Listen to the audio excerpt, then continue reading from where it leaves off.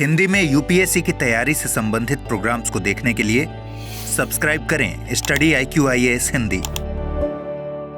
Hello दोस्तों, अभी हाल ही में ऑस्ट्रिया की राजधानी वियना की सड़कों पर एक बहुत ही महत्वपूर्ण लगभग 500 किलो का एक स्तंभ वहां दिखाई दिया।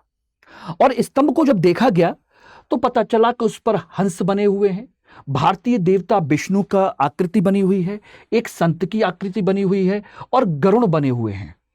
तो ऐसी गरुड़ देवता वगैरह की जैसी आकृति बनी हुई है तो उनको पता चला कि ये तो किसी भारतीय मंदिर, भारतीय धर्म की परंपरा से जुड़ी हुई है।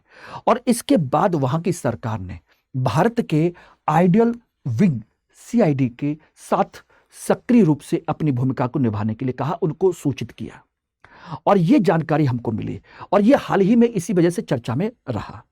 ठीक है, जैसे Tamil Nadu idol wing all set to bring back antique stone pillar from Vienna, ये रहा, ये है ओरिजिनल जो वहां से मिला है, ये रहा प्रॉपर तरीके से। और जो आपको दिखाया है ये एक AI जनरेटेड है, बस आपको अच्छे तरीके से दिखाने के लिए, अदरवाइज ओरिजिनल जो है वो ये है जो कि मिला है। अब बात आती है कि ये कहां का है। भाई संपर्क किया और संपर्क करने के बाद में तमिलनाडु की विशेष इकाई ने विदेशी एजेंसियों के साथ मिलकर के काम करने की कोशिश की और कोशिश जब की तो पता चला कि ये दक्षिण भारत के किसी मंदिर की है। बहुत महत्वपूर्ण कलाकृति है, बहुत ही ज्यादा अच्छी है और हमारी सांस्कृतिक धार्मिक विरासत से का एक प्रतीक है। कहा जाता है कि ये लगभग तमिलनाडु, उत्तर पश्चिम तमिलनाडु के कृष्णा धर्मपुरी या उसके पड़ोसी राज्यों के क्षेत्र की बनावट है, वहां के किसी मंदिर की है, लेकिन अभी पता नहीं चला है कुल मिलाकर के।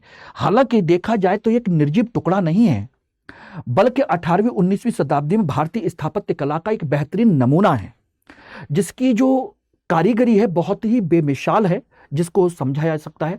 और ये भूरे ग्रेनाइट पत्थर से बना हुआ है जो अपनी मजबूती और अपनी कला के लिए बहुत ही फेमस है, इसको ध्यान रखिएगा।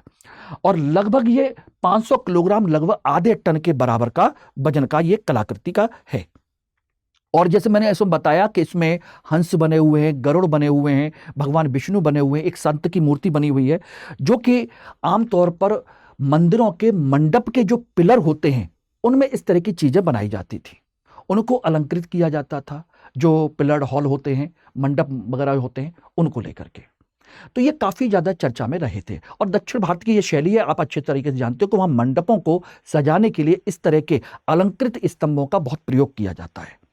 इसका मतलब हो गया कि उस समय के कलाकारों की श्रेष्ठता को आप बहुत महत्वपूर्ण मान सकते हैं और ये हमारी सांस्कृतिक विरासत है। बात ये आती है कि आखिर ये है किस मंदिर का, इसको लेकर के बड़ी प्रॉब्लम हो रही है, क्योंकि किसी मंदिर से इस तरह के पिलर के जाने के, टूटने के या खोने का कोई अवशेष हमको नहीं मिला है। लेकिन फिर भी ये कहा जा रहा है कि उत्तर पश्चिम के कृष्णा धर्मपुरी क्षेत्र जो है, या कर्नाटक का जो क्षेत्र है, आंध्र प्रदेश का जो क्षेत्र है, उस जगह की ऐसी बनावट है, वहां पर बनती थी और हो सकता है कि वहीं से कहीं चला गया हो। लेकिन ये पता है कि भारतीय है, ये कन्फर्म है। लेकिन ये कैसे चुराया गया, कहां से चुराया गया, इसका मिसिंग लिंक क्या है, ये अभी तक किसी को पता नहीं चला। हालांकि जो जांच करता है इसके मूल मंदिर के लिए ढूंढने के लिए प्रयासरत हैं, सारी चीजें हैं।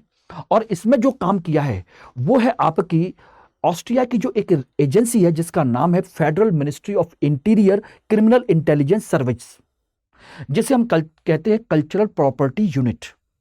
उसने बहुत महत्वपूर्ण भूमिका निभाई और इसको देखने के बाद में उन्होंने इसको लेकर के अलर्ट जारी किया और तमिलनाडु की जो आइडल विंग CID है उसने तुरंत इसके साथ संपर्क किया और उन्होंने इसके साथ अपनी इंफॉर्मेशन साझा की और अच्छी तस्वीरों को भेजा यहां पर। और फिर गहन विश्लेषण के बाद पता चला कि ये भारतीय है, ठीक है ना, और भारतीय है तो इसका मतलब है कि फिर अब इनको भारत वापस लाया जाए। और इस कंडीशन में देखा यह जा रहा है कि भाई दोनों देशों के बीच में प्रत्यावर्तन की क्या स्थिति है, कौन कौन से कानूनी दस्तावेज हैं, क्या क्या उनकी सांस्कृतिक धरोहरें एक दूसरे के यहाँ आना जाना हो सकता है या नहीं हो सकता है। इन सारी चीजों पर, सारे पहलुओं पर चर्चा की जा रही है कुल मिलाकर के। लेकिन अगर ये सारी चीजें भारत वापस आ जाती हैं तो अपने आप में सांस्कृतिक प्रत्यावर्तन कूटनीति का एक बहुत बड़ा उदाहरण माना जाएगा, समझ लीजिएगा। अब कहोगे ऐसा कैसे, क्योंकि आज से लगभग 30-40 साल पहले भारतीय एंटीक आइटमों की दुनिया भर में बहुत ज्यादा डिमांड थी और उस डिमांड होने की वजह से ही 1970-1990 के बीच में बहुत डिमांड थी और दुनिया भर के मंदिरों, भारत के बहुत सारे मंदिरों में, बहुत सारे मठों में ऐसी बहुत सारी मूर्तियों, स्तंभों और बहुत सारी धरोहरों की चोरी हो जाती थी बड़ी मात्रा में। तो इसी के लिए यूनेस्को कन्वेंशन 1970 के तहत एक अंतरराष्ट्रीय समझौता किया गया था। यूनेस्को ये रहा अंतरराष्ट्रीय सांस्कृतिक कूटनीति के तहत, जिसमें विभिन्न देशों के बीच में संबंधों को, द्विपक्षीय संबंधों को मजबूत करने की बात हुई। और अगर कोई भी चोरी होती है किसी भी विरासत की, तो उसको एक दूसरे की तरह सुरक्षा के लिए काम करें, एक दूसरे के लिए ढाल बने। और इस कंडीशन में कई सारी ऐसी चीजें हैं जो अमेरिका, ऑस्ट्रेलिया, ब्रिटेन से कई सारी मूर्तियों को, कई सारी चीजों को हम वापस मंगा चुके हैं, ठीक है ना। और इस कंडीशन में आपकी जो तमिलनाडु की जो आइडल विंग सीआईडी है, इसमें बहुत महत्वपूर्ण भूमिका निभाती है और लगातार उनके साथ कोऑर्डिनेट कर रही है इंटरनेशनल एजेंसीज के साथ में। तो इस संदर्भ में भी उसकी बहुत महत्वपूर्ण भूमिका है, जिसको आप और हम देख सकते हैं। यानी कुल मिलाकर के ये अगर आता है तो बहुत ही महत्वपूर्ण होगा हमारी सांस्कृतिक विरासत का। इसको हम नाम देते हैं वियना पिलर। अगर ये भारत आता है तो हमारी सांस्कृतिक विरासत की वापसी होगी, एक सांस्कृतिक कूटनीति की जीत होगी और हमारी परंपरा की जीत होगी।